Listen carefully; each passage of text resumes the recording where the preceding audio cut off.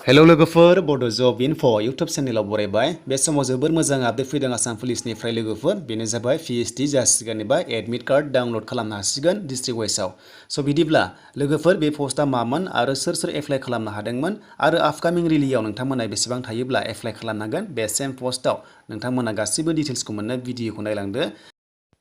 वेकेन्सिसा ओंखारदोंमोन 1734 दा मेसेन्जार दंमोन गार्ड्समेन APRO दा गोबां टाइपनि पस्ट दङ नोंथांमोना भिडिअखौ नायलांबाय था गासिबो खोथाखौ मिथिनो थाखाय स' बिदिब्ला जों थांनोसै अफिसियेल वेबसाइटआव बेनिफ्राय माब्लानिफ्राय रिलिज जागोन नोंथांमोना भिडिअखौ जोबजासिम नायलांदो आरो मोजां मोनोबा लाइक खालामनो हागोन आरो गोदानै फैदोंबा चेनेलाव साबस्क्राइब खालामना लादो मानोना नोंथांमोना बड' जब इनफो इउटुब चेनेलाव आसाम पुलिस साख्रि आपडेट मोनबाय थायो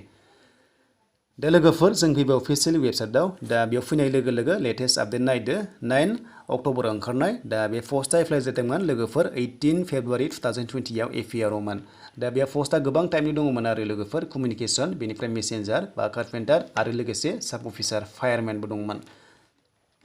दा जों भिउआव नायनोसै सोर एप्लाइ खालामनो हादोंमोन आरो लोगोसे माब्लानिफ्राय रिलिज जागोन एबा एडमिट डाउनलड खालामनो हागोन दा आसा खालामो नोंथांमोना भिडिअखौ नायगासिनो दङ स' बिदिब्ला जों भिउ खालामबाय दा जों भिउ खालामनाय लोगो लोगो बेयाव मोनसे PDF फाइल दङ नोंथांमोनाबो डाउनलड खालामनो हागोन दा बेयाव नायदो लोगोफोर बे एप्लाइ जादोंमोन 18 फेब्रुवारि 2020 आव दा APRO आव पस्ट ओंखारदोंमोन ग्रेड 3 लेभेलनि दा बेयाव एडमिट डाउनलड खालामनो हासिगोन लोगोफोर बेनिफ्राय PST आ स्टार्ट जासिगोन डिस्ट्रिक्ट लाना डिस्ट्रिक्ट जागोन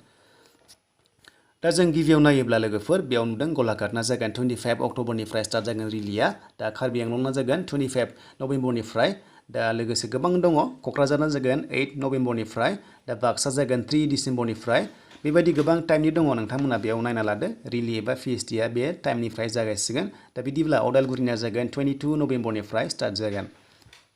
दा लोगोफोर एडमिट डाउनलड खालामनो हासिगोन बेनो जाबाय 12 अक्ट'बरनिफ्राय दा नोंथांमोना 12 अक्ट'बर जानाय लोगो लोगो एडमिट डाउनलड खालामनानै लानो हासिगोन स' बिदिब्ला नोंथांमोना बुजिबाय जानांगौ दा बेनिसिम लोगोफोर APRO आव एप्लाइ जादोंमोन 2020 आव दा सोर एप्लाइ खालामनो हायो बे पस्टआव नोंथांमोना नायदो भिडिअखौ जोबजासिम बेनिफ्राय आपकामिं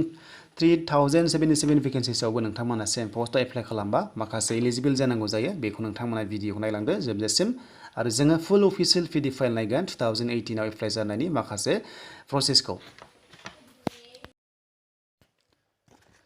दा जों नायनोसै अफिसियेल नटिफिकेसन सिगांनि एप्लाइ जानायनिमोन दा आपकामिं रिलियावबो नोंथांमोना बेबादि सेम फरायनो थायोब्ला एप्लाइखौ खालामनो हागोन APRO आव दा APRO नि सेलेरिया जागायगोन 14,000 निफ्राय 49,000 पार मान्थ जागायो बेनिफ्राय ग्रेड पे एक्सट्रा थायो दा बेयाव नायदो लोगोफोर दा पस्टआ बेबादि दंमोन APRO आव दा नोंथांमोना नायदो बेयाव बेसेबां फरायनाय जानांगौमोन दा नोंथांमोना कनस्टेबल बेयाव कमिउनिकेसनाव नोंथांमोना नुदों दा 802 पस्ट दंमोन बिनि गेजेराव जोंनि स्टेटफ्रा 121 दङमोन आरो भेकेन्सिसा गासैखौबो लानानै 802 दङ आनरिजार्भआव एप्लाइ खालामनो हायो बयबो दानिया माखासे रिजार्भेसन दङ नोंथांमोना 10% नुनो मोनदों दा नोंथांमोना बेयाव EWS निखौ दा क्वालिफिकेसना बे पस्टआव एप्लाइ खालामनोबा साइन्सनिफ्राय HS पास खालामनाय जानांगोन बेनिफ्राय साबजेक्टआ फिजिक्स केमिस्ट्रि एन्ड मेथामेटिक्स थानाय जानांगौ अब्लानो बे पस्टआव एप्लाइखौ खालामना लानो हायो दानिया जों सेकेन्ड पस्टआव फैबाय दा बेयाव STP सासे दङ ST8 सासे दङमोन SCआ सासे दङ दा बेयावबो HS पास खालामनाय जानांगोन अब्लानो बेयाव एप्लाइ खालामनो हायो दा बे पस्टआ जाबाय लोगोफोर मेसेन्जारमोन दा मेसेन्जाराव नोंथांमोना नुनो मोनदों दा पस्टआ बेबायदि दङमोन दा नोंथांमोना जायखिजाया HS पास जाबानो बेयाव एप्लाइखौ खालामनो हादोंमोन दा नोंथांमोना नायदो दा बेबायदि माखासे अफिसियेल नटिफिकेसन दङमोन दा बेखौ नोंथांमोना डाउनलड खालामनानैबो लानो हागोन माखासे प्रसेसखौ नायनोब्ला